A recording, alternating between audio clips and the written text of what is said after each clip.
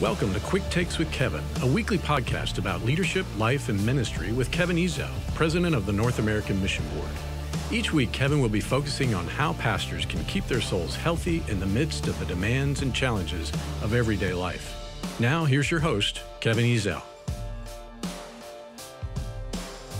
Hey, pastors, Kevin Ezel at the North American Mission Board. Here today with my good friend Troy Nesbitt, who is a really long-time pastor of Cornerstone Church in Ames, Iowa, largest church in Iowa, and he just recently transitioned that to lateraled that, and he is the founder and leader of SALT Company, which is one of the most strategic collegiate church planting groups in all of North America. And so, Troy, thank you for being here. Thank you for your leadership with SALT. I know right now we have 14 SALT church plants on campuses across North America. And last year alone, those 14 baptized how many?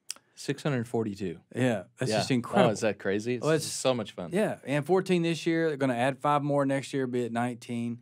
But Troy, we're walking pastors through a book called Replenish and just talking about different topics each time. And so this particular one is a valuable lesson learned from Alcoholics Anonymous. Yeah. All right? That's why we thought it'd be appropriate to have you here.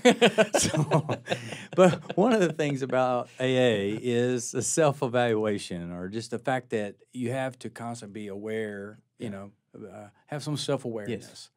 And in the pastorate, it seems sometimes people become immune to that. They start thinking they're as good as some people say their sermons are, Right? And they live in a false world, Right. What do you think it leads to the lack of self-examination by pastors?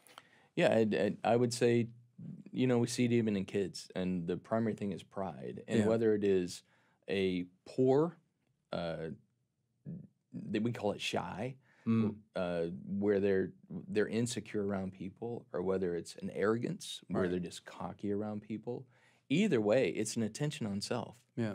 But it's a wrong attention on self. And so what I've discovered, and I don't know if you've discovered this, is the worst person to evaluate me is me. Right. But I need to evaluate me. But the best way for me to evaluate me is to actually give people around me a real open door of talking to me about what I need to change. We call it front door conversations. You know? Well, it's hard sometimes to ask ourselves the probing questions that can root out sin or certain things that and even sometimes we think what we think in our lives are an asset, others may be viewing it as a liability, but nobody's really telling us. And we all justify our sin. Yeah. And since we love ourselves the most, we justify our sins the easiest. Yeah. And so what I've discovered is that we've all preached sermons on slander and gossip. Right. And they are bad. Right. But why is it so easy for people to talk about us with other people and find a hearing? Right. I think most of the time because of what they're saying is true. Yeah. And so what we say is love someone enough to say to their face what people agree with behind their back. Yeah. And that's tough. Yeah. It's tough to it's really tough to feel that, especially if they don't take it real well. I remember one time in particular, I talked to a pastor and said, "Hey, look," his staff had said, "Hey, look, could you talk to him? You're friends with him. Could you talk to him about this?" Right. And I was like, "What? Nobody there?" And I said, "No, we're not bringing that up." Absolutely. They said, "Would you mind doing it? Because you have no horse in the race, so to speak." And I remember talking to him, and it'd just be a death silence there. I'm thinking, "Oh my word, I've just outpunted my coverage." Like I thought I had more friendship rope than that. I'd gone beyond it. Yeah, and we don't like criticism. Yeah. And once again, the Bible is so clear: admonish one another. Yeah. Or if you have a problem with someone, go to them. Yeah. Is that a habit in any of our churches? Right. Do we do it with we always talk to somebody else about them? Right. And so I think that every pastor needs to say, first of all, I'm just a person. And there's only one perfect person. That's why we worship him, sing songs to him. That's why he saves us. I'm just a person. I know that I'm broken, And once you give them that freedom, it's easier to follow a leader with a limp than a leader with a cape. No. Oh, exactly. Well, don't you think, the majority of the pastors are in situations where they're often getting beaten up? Yes. And especially in smaller situations, goodness, the people have, in a sense, more of a voice. I mean, if I had one royal pain in a group of 3,000. They don't sound that loud. Right. My very first church of 7, one out of 7 is, we're working on 20% of the church. Right. Yes. And so, we got people who criticize you just for absolutely any and everything. Oh. Do you think because they go through so much criticism, almost put up a defense like, look, the last thing I need is more, or asking somebody else to add on to the heap of criticism I'm already feeling?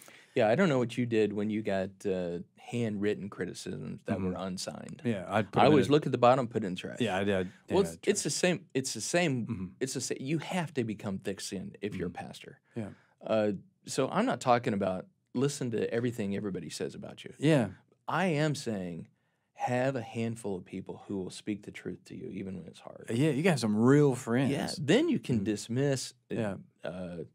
It's so easy to criticize. Yeah. It's so easy to nitpick. You know what's hard, I think, sometimes is trying to help guys understand. You need to have a thick skin, Yes. but you don't need to have a calloused heart. Yes. And thick skin doesn't mean up yours Right. to whoever is you.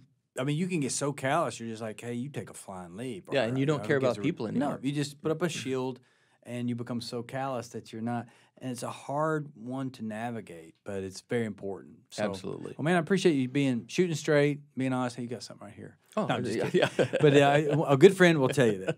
But hey, Pastor, grateful for you, and it's so important to self-evaluate. And I know you get beaten up a lot, but it's important to find friends. Surround yourself with people that are truly friends that will help you walk the path. Thanks for joining us for Quick Takes with Kevin. Each week, Kevin will visit with pastors and leaders as they talk about the challenges they face and the lessons they've learned in balancing faith, family, and ministry. Thank you for being with us.